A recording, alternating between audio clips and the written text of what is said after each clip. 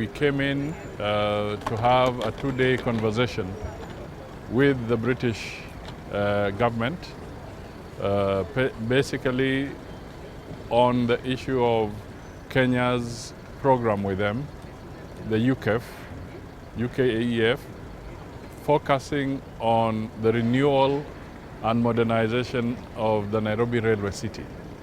So the concept that we have had an opportunity to tour today is more or less the concept that is going to be designed with sufficient adjustments in the context of the Nairobi Railway City. What we are seeing here is just a portion of it, but this has now become a big economy, and it was rehabilitated from a derelict site, a place that has more or less been abandoned. But all of a sudden, it has become a new economic hub.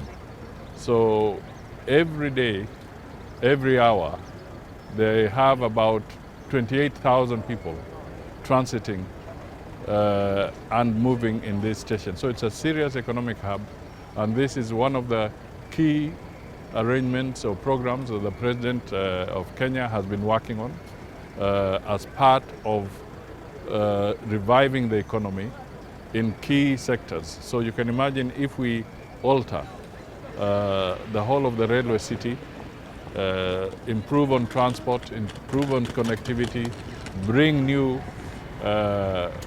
investors into the area. Like here as we stand, we have Google and others who have brought their headquarters here. There's even a university here.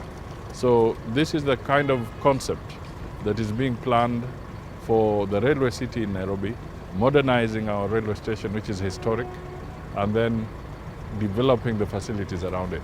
So I'm here with the chairman of the parliamentary committee, Honorable George Kariuki, chairman for transport, the Honorable Zahir, who is also a member of the transport committee, which is very important in helping us deal with the issues within parliamentary context.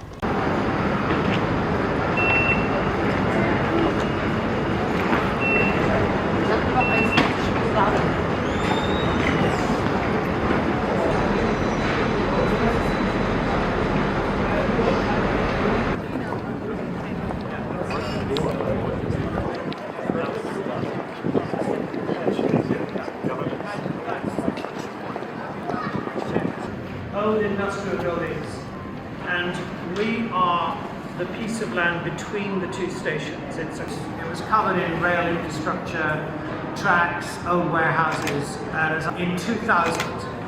And the first thing they had to do was to work out how do we want it to be laid out. And the trick was the buildings themselves, because they create the place. And the streets and squares made government and local communities, everybody had things. Some had recreation centres with it. This was not going to be an elite place, and a single luxury.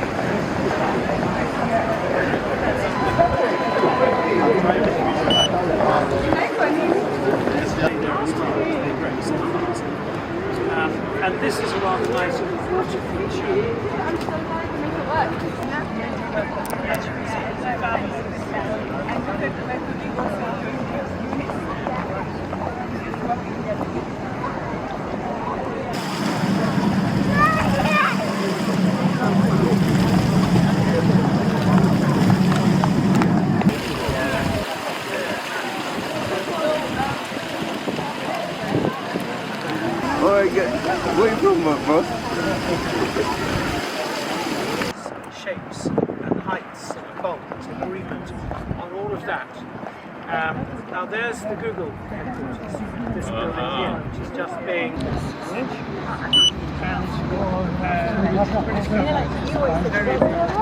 science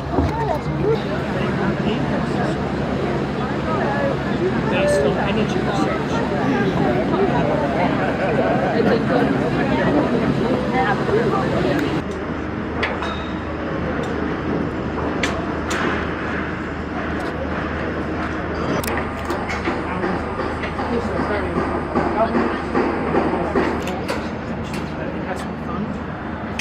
with a UK developer called Reef, a different developer from Argent.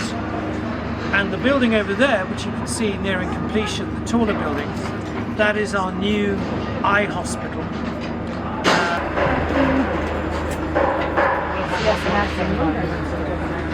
And this will all be 1.75 million. Share with me what the minister of the area, then we can ask him to ask himself. And I can have conversations about it. Meet experts. Rail transport, rail transport. So you can see